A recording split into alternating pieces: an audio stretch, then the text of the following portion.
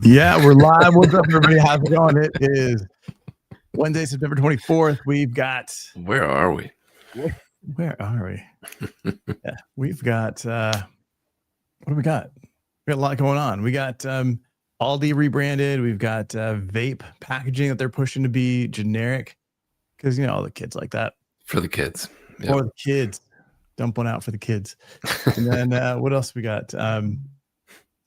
There's been a couple companies have been bought out. I mean, there's a lot of stuff going on in packaging news today. It is Packaging Today show. We got Corey the Caveman Connors. What's up, buddy? How you doing?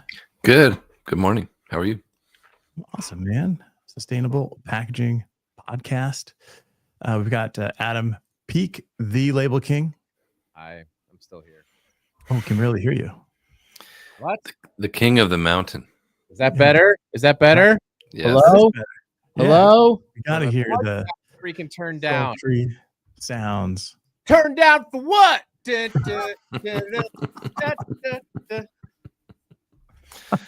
That's it. Show's over.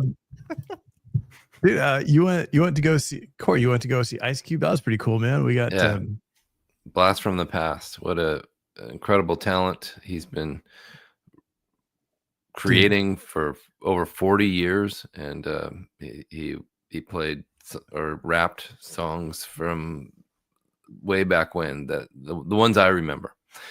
So it's really fun. Don't nice, dude. Did it put your butt to sleep? No. All right. All right. No, I stood most of the time. Deep cut right there. All right, man. So if you're watching this, then obviously the rapture did not happen. Wow, we've got a guest from Ivory Coast. Côte d'Ivoire. Yeah, check that out. Yeah. Thank you for joining us. Thank you so much. And then we got LinkedIn user. Hi from MJ. Hello, MJ. Michael Jordan. Michael Jackson. MJ. It's probably Jordan. It's Jordan. We're big. He loves We're big. packaging. We're big in Chicago. True. All right, man. So what do we got going? Adam, why don't you tell us a little bit about this rapture thing? We'll get started. Yeah. So in the book of First Thessalonians, Wait, what?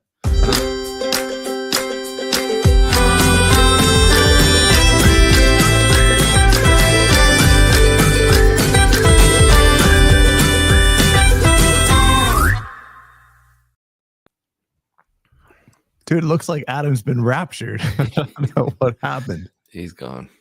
He is. Not everybody's so lucky to get raptured.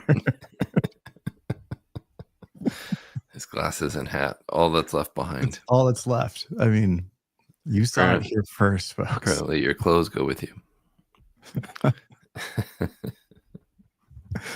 Awesome. All right. So we'll have to do the show without the Label King. All right, man. So let's jump to this. A couple things happening. I think actually big news. Wait, no, I want to stay. I want to stay. He's back. Dang it. You've been returned. You've been refunded like a bad pair of socks at Walmart. You know what it was? What was it? It was the overalls. Yeah. They don't want those. I wasn't dressed appropriately. And then, guys, no tattoos, apparently, for the rapture. No tattoos. It was so awesome. Awesome for a second. All right, man. So actual big news in packaging. I'm like pitch black all of a sudden. I don't know what happened. Yeah, well, not all of a sudden. It's been that way since the show. You didn't turn on your light.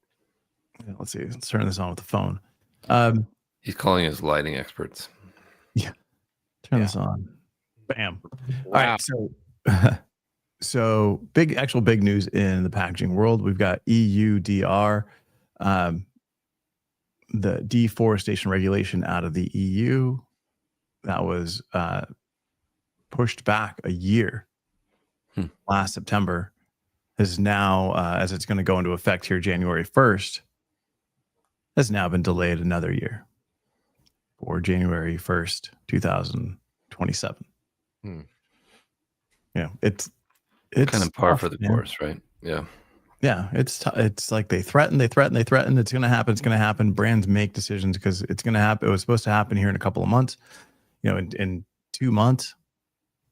And with packaging, you can't just switch and go, all right, now we've got new material. We've got all the tracking. We've got supply chain transparency. Here's Mhm. exactly what tree this box came from or this bag came from or whatever it was. Like that takes time to put into place. Brands have pivoted at times at a cost to them because some of Right. this material is going to increase cost if you've got to have that type of tracking. Not all material has it available today. And it's like, nah, sorry. It's like, Is that part of FSC certification? Is location of the actual trees? no, That's not. That doesn't. partially, but it's not enough. It's less specific. Okay. It is less specific, and then there's less reporting that goes on. So with EUDR, you actually have there's a platform that you log on, and you're supposed to put in all your due diligence statements in there. That's the DDS process, which then you put in geolocation of the actual plot where the trees came from that generated the material. Incredible. And then it's similar to FSC where they had to follow. It went to this mill, it went to this processing plant, and then went here, and then kind of like all the way through until it gets delivered. It doesn't even seem feasible. I mean, I interviewed Meta Board, and they have 90,000 families that farm their trees for them. How could you possibly identify exactly which area each piece of paper raw materials came from? It seems incredible to me. Yeah, no, it's insane the way that this actually happens. We got Dan. Absolutely, it's a huge announcement. It's a big shift back to the way things were. Now, I kind of feel the same. That EPR will probably go the same route. I hope not, but It's the way going things to. are going, I mean, nothing bad can happen. It'll just keep getting delayed, right? Look at, Only California can good happen. or keeps getting pushed back for good reasons, I think. Yes. It's and I actually like the push pull of legislation versus commerce, where it's like, okay, do this, and then commerce is like, we're not ready to do it, and legislation is like, okay, fine, but how about now? And then I think it's actually a healthy thing to have happen. I would almost rather see this than put in laws that are easy to accomplish. It's like, right. That don't do anything, right? That aren't really all that impactful. So now what's bad is laws that are hard to accomplish that are not impactful, and that's I think, part of the whole EPR conversation. Yeah. But yeah, this is I hadn't seen the announcement on the EUDR, so that's a big deal. Yeah, no, it's huge. I think it came across yesterday morning. I was busy selling my house, my cars. Getting ready for the rapture. I only have take it all with you. These are the only overalls I own now, which is a real shame. I'm gonna have to replenish my overall. Yeah. And by the way, somebody said this is actually a serious point to an unserious thing. But I do think that this also happens in packaging. Like, I got a couple of people commenting on my videos, like not only in my directly to me, but also in public, like, hey, don't you think this is a little irreverent, not irrelevant? And I was listen, things that that are ridiculous deserve a ridiculous response. And this was one of those things that I felt like was ridiculous. And it's okay to give a ridiculous response to something that is ridiculous. Like, it's an unserious idea. And I think that sometimes we see this also in our industry, right? When people come up with unserious ideas and then we respond in an unserious way, right? That's deserving of, I think it's okay. Not to be a jerk about it, but it's like, you're making light of it because it's silly, right? It's serious. Yeah. But there's people who took it seriously, and that's sad. Anyway, back which part are people taking seriously? The rapture. Oh, No, EUDR is obviously should be taken seriously. That's not a silly concept. I'm just saying like I made like ridiculous videos about this ridiculous concept. I tried to time the packaging. I really did, guys. I did my It best. was a long shot, but it did. Yeah, You made nailed it it. happen. It was fun. Let's talk about vape pens. Oh man, speaking of heaven, vape pens will put you in heaven way faster than anything else. Am I So right? were they turning them all tan or something? They're making them boring looking. Actually, yeah. Let me pull So this up the here. kids to won't show you. vape. This What's is a going really on. dangerous topic, actually. I think a lot of young people are overdoing it on this stuff, and it's very addictive. Yeah, I'd say like similar to packaging that was packaging that was like for cigarettes. Like if you go Oh to yeah, other, if you go to other countries, you see the guy with the chopped off leg. nasty pictures. Yeah, Yeah, you see all that stuff. This is taken a little bit differently. This is going with standardized, just the brand, the top, the flavor in the middle, and then huge thing that tells you it's highly addictive. I don't know that this is going to make a difference. I don't either. So is this saying that you don't want to make it look like it's bubblegum and mango and all that? Right. Kind of, it's just Correct. like make this very sterile, and This so is not maybe it's not going to be. Snoopy. Yeah. Who is saying to do? Is this a legislation piece of legislation, or is this just like hey, this would be nice if you guys would do this? Mm-hmm. Yeah, this is coming out of Europe, where they're trying to do this.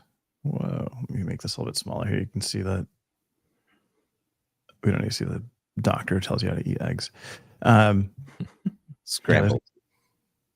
Yeah, so it's like you said, it's kind of taking it from all the big, colorful, bold things to simplifying it into just something really easy.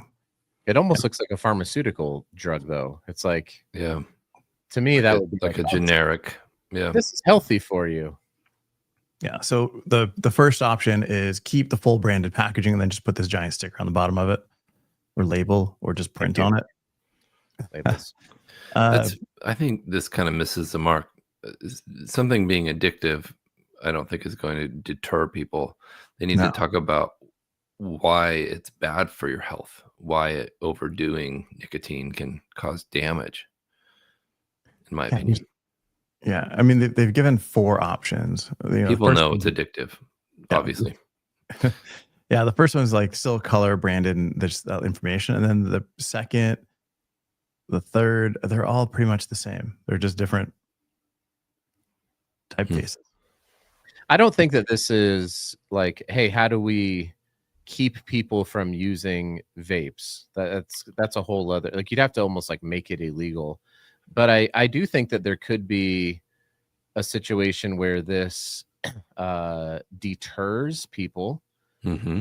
Maybe it's 5% of people who were attracted to the idea of a vape. And obviously we work in packaging and branding.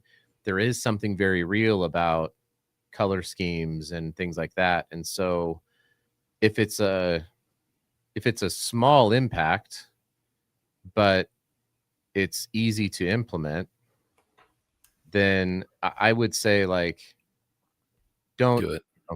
Yeah, don't shy away from the small impacts on something like the health of teenagers. It's it's like Matt says, perception's reality. This will make an impact. Just don't really know how big or how small. I kind of think of like, I don't know, back in my day when I was in high school, there was like death cigarettes, and in Japan, everybody carried around a pack of death cigarettes because they were black.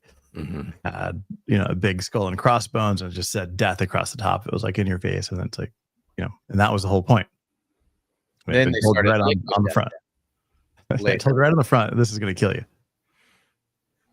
Yeah, I mean, but like, what really curbed cigarette use in America? I noticed it when I was over in Spain. I was like, wow, there's a lot of cigarette smoking happening in it's very Spain. common. Yeah. And so, but like when you were in Spain, yeah, I don't I know. hear all about that. But let me tell you about when I was in Barcelona. So, but I mean, sticker conference, is that right? You talked about it was Sticker Expo. But there was a shift in the U.S. that happened with tobacco use in terms of like cigarettes and like that took a huge hit. But I don't think that overall tobacco use went away. Like vape came, vaping increased. Obviously legalization of cannabis curbed a lot of like standard tobacco use, just chewing tobacco and cigarettes. So I don't know. I mean, is it going to make a massive difference? I don't think it's going to make a massive difference. Yeah, I mean, kids stopped smoking cigarettes and started smoking vapes. So that's what it is. Yeah. Or using those Zyn pouches or whatever. Yeah. Yeah. Like, did we really change anything? Did those Truth commercials ever change anything? Probably. It was probably actually better when you had to like smoke a physical cigarette because you had to like.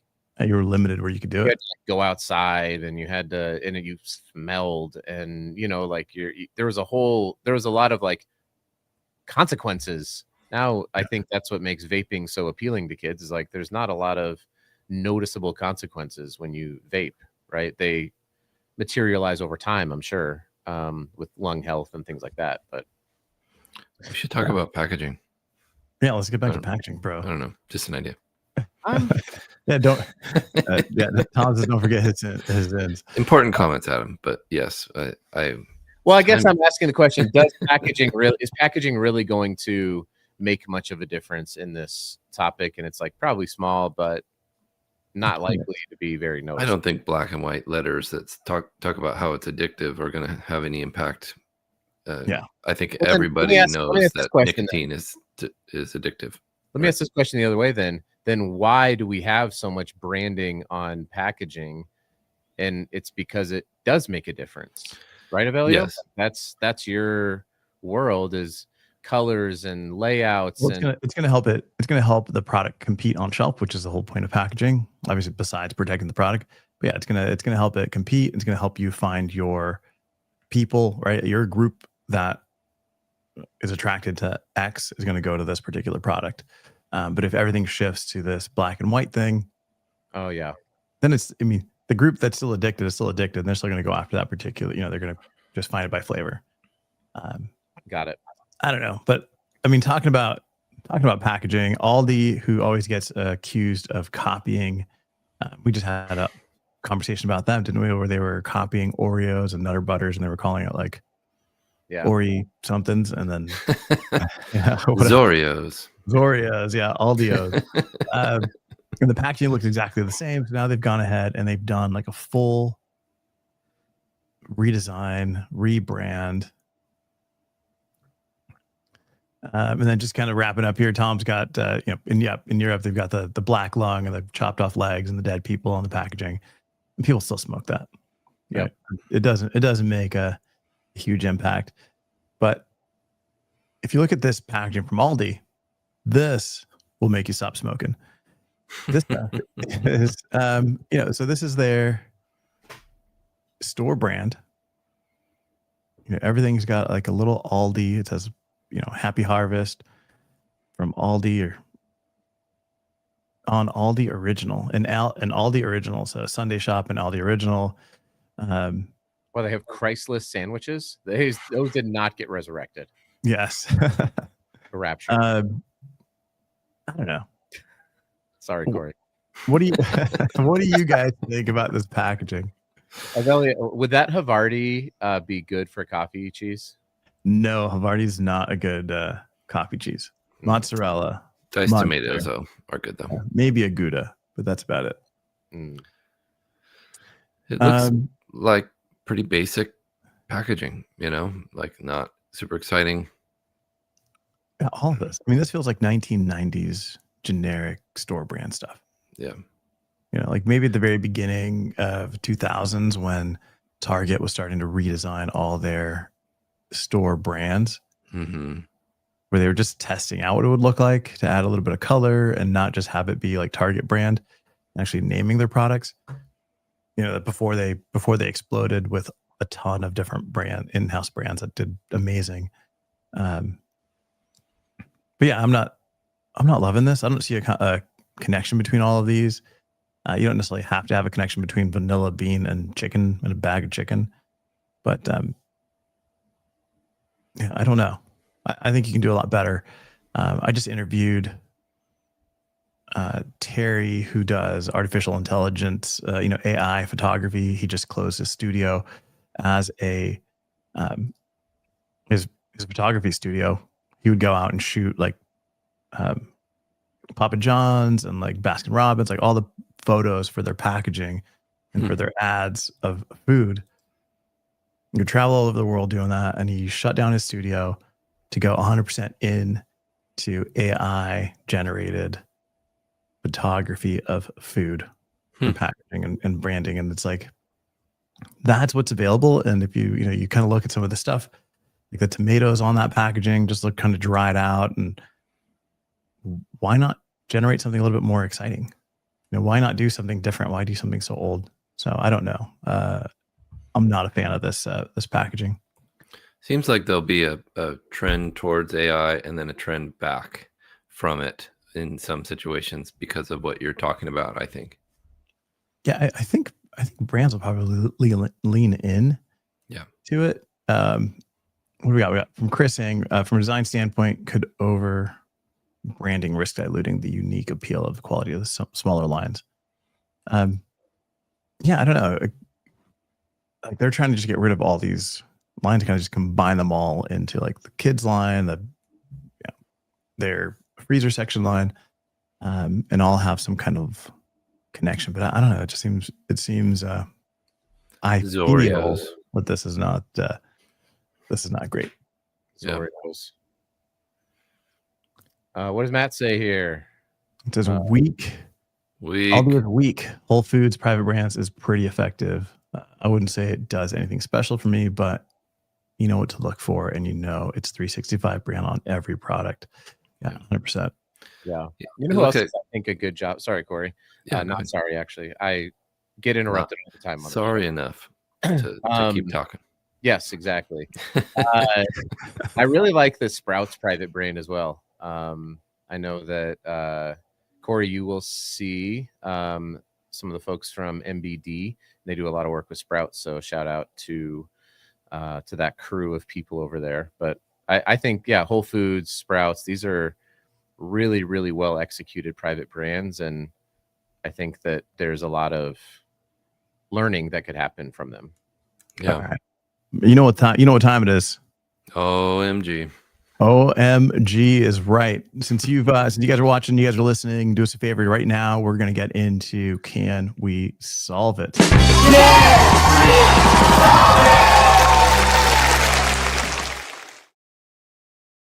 Corey Connors, give us a quick explanation. What is Can We Solve It, and who is it brought to you by? Brought to you by Smart Solve Dissolvable Packaging. It is an opportunity for our audience to ask us a question, and if we cannot solve it, we'll send you a shirt. Really cool shirt, actually. Very nice one. Yes. So, by the way, the question. Speaking of, while everyone's ramping up their questions, there was actually quite a few people looking for water soluble dissolvable labels at Label Expo. There were brands that were there because of some of the regulations in Europe for reusable packaging. So that if we look at the trends in Europe, and if we think like some of those are going to happen here in the US, reusable packaging is going to need some sort of a wash off label on a lot of containers. And so Smart Solve is ahead of the game on that. And so I actually connected a couple different brands with Alex and Ashley and their team over there. So pretty cool to see what they've been working on, starting to get a little bit of traction. Yeah, that's awesome. And if you guys are with Bon Mama, the jelly brand with the killer glass jars, go connect them with Smart Solve, because man, I use those as glasses, and the new adhesive they're using on their labels does not come off. Wait, who is this? I'm gonna call them right now. It's Bon Mama jelly brand. Yeah. How do you spell this? I don't know, man. You Bon? Yeah, I think it's like Bonne and then Mama. B-O-N. So if you're listening or watching and have a You're still question for listening. us, now's your chance to ask the question. It has to be packaging related, of course, and something that is specific to packaging. And if we can't solve it, we'll send you a Be a winner t-shirt. shirt. So Yeah. Carrie, Nitesh, Yeah, drop a line. I'm just looking at Carrie's comment here, just tagging on to Tom. Chris's comment. Some retailers are intentionally looking less consistent for a less corporate, more entrepreneurial. Yeah, that makes sense. If kind of making each product a little different and on its own. I mean, you're competing with a lot of these startups, so you want to make your brand look a little startup-y. That's a good point, Carrie. We got Nitesh saying he's working with a wellness brand that's rooted in Ayurveda. Balance is the core concept. And there any inspiration suggestions you could share? Yeah, take a look at other brands in that particular category and see what they're doing, and then do the opposite. Right. It's usually like a good place to start. Yeah, we got Matt saying that stuff is amazing.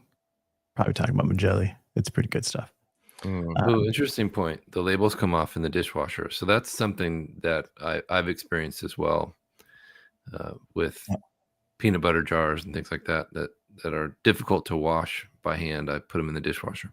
But yeah, that's where I throw those in. But what's left is like I have the rectangular adhesive film. It used to the haze, right? Yeah, it used to come off completely, and now you get left with that junk. Corey, as part of Solve It, why would a Smart Solve label be better in that application than a standard label? Yeah, great point. Because it would actually dissolve and it would actually come off, and it wouldn't, cause problems down the line, and you can actually reuse that jar, which is really great. No microplastics. No microplastics. No, it's not BOPP film. It's not a coated film that with polymers, so it's a much more sustainable solution. All right, Sylvain Dronet, CEO of Andros North America, hit me up. I know you're watching. He's the CEO of the company that owns Bon Maman. Perfect. I got you, Sylvain. All right, dude. So if I'm doing a glass jar, like that jelly jar, for example, and I was going to use a Smart Solve label over the top of it I don't know anything about these stickers. Do you have to use like a special glue? Yeah. Are there different types of glues based on the application? Like what are my options here, Label King? Yeah. So there are at least 100 different types of adhesives that you could use on that. I didn't know that. Do you offer all 100 of these, or are you limited by your equipment? Like, how does that work? So the answer is yes, and that's not special to us. Pretty much every label converter is able to buy materials from the people that make the raw materials. Like we're not vertically integrated that we're making and coating our own material. And so typically what I do is I would go talk to Bon Maman, and they would say, we want for our labels to be able to come off and leave behind no adhesive, but they also have to stay on the glass. And then I'll go work with various adhesive companies on saying like, hey, let's come up with the right chemistry so that this will stay on. But when it goes in the dishwasher, in this case, the adhesive comes off of the glass.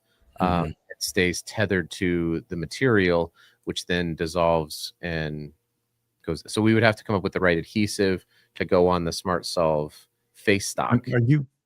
Are you testing that? Like, what is the like with packaging, there's ISTA testing, there's actual process to follow. No, there's different tests that you can do with labels. This one is literally, okay, I'm gonna go put it in my dishwasher. So I'm gonna get samples, I'm gonna cut them, and I've done this plenty of times. I've done it in microwaves, freezers, refrigerators, dishwashers. Like, does the ink come off in a dishwasher? Was one question I got. I was like, I don't know. Let's find out. Let's try. Yeah. And so But your that's wife the best loved way. that. She was very excited. That's the best way that I've found to test things in the label business is to make the samples, because it's not hard to make a label sample, or it's a sticker, and then from there you just go do the live field tests. But we have a question. We've got a question coming in from Carrie to 4. What was the first package design to carry a UPC code on package? Oh, I know this one. I know it. What is it? Juicy fruit gum. What? Juicy fruit, it's gonna move ya. I learned this at the Fresh Produce Association's event just 2 weeks ago. So thank you to whoever put that in one of their slides. Is this Yeah. right? All right. Carrie, is Corey right? Does he remember? Does he remember that correctly?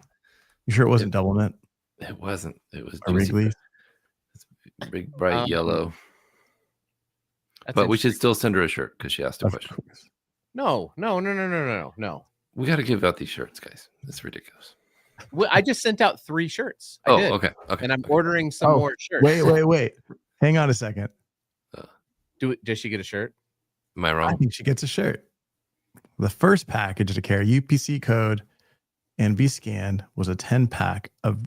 Oh, I'm wrong. You're right. Of Wrigley's chewing gum, and then it says juicy fruit. Okay. And how's their theme song And going? there's a picture. There's a picture of a Wrigley's pack, not a juicy fruit pack. Oh, that's not very good. Whoever Can we Googled all that. sing the song? Smithsonian Magazine. Awesome. Thank you so much, Carrie, for asking. Corey, you're the man for remembering that. I'm like, I could picture the pack. I just couldn't remember the name. It's delicious And- gum. Everybody, the UPC code is going away. So look it up. GS1 Sunrise 2027. All printed packaging is going to change with this. This is happening. It's not being delayed. Retailers are pushing for it. Get rid of the UPC code. Go to a QR code. That's what's going to be happening. Hang on, man. Major difference. This is kind of interesting. Did you know that it was the Morse code that gave the idea for the UPC code? No.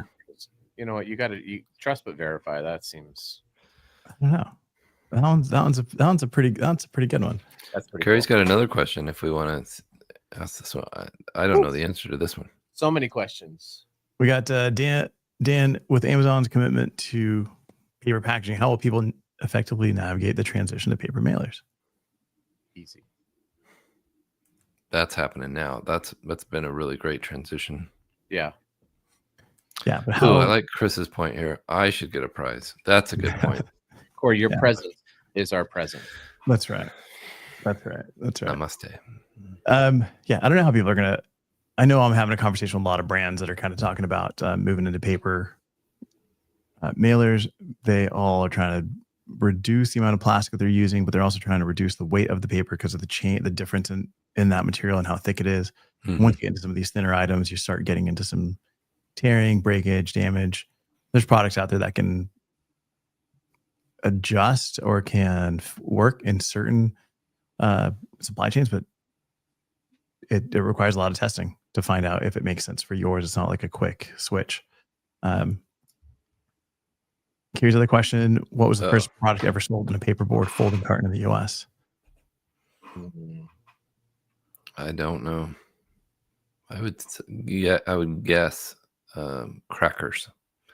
Oh, That would be my first guess. that's a Because good they guess. used to be shipped in barrels. Remember that phrase, bottom of I the do. barrel? Yeah. I do remember back when they used to be shipped in barrels. I used to get a couple barrels a week. Yeah.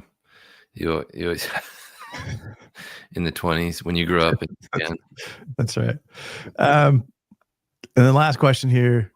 Which packaging material was originally invented to be a wall paper? Bubble like wrap. No. I don't think it's bubble. Is it? It is. Trust What? me. Dude, Corey, you come are in the Ken Jennings of Can we solve it? I'm the fun facts nerd of the group. Yeah. Dude, I Wow. love it. But I don't know, Carrie, can you let us know, was it crackers? What was the first product? I like Yeah, when let people us ask questions and they're like, I don't know. Yeah. we can I was hoping save- you knew. we could save that for next week. Thanks, guys. Appreciate it so much. Thank you for joining us and sticking around. Do us a favor, comment, tag other people in the packaging industry that should be watching the show and hanging out and commenting. And I don't know. I think we have a pretty good time, don't we? Yeah. I think we do. Thumbs up. Every Thumbs other. up.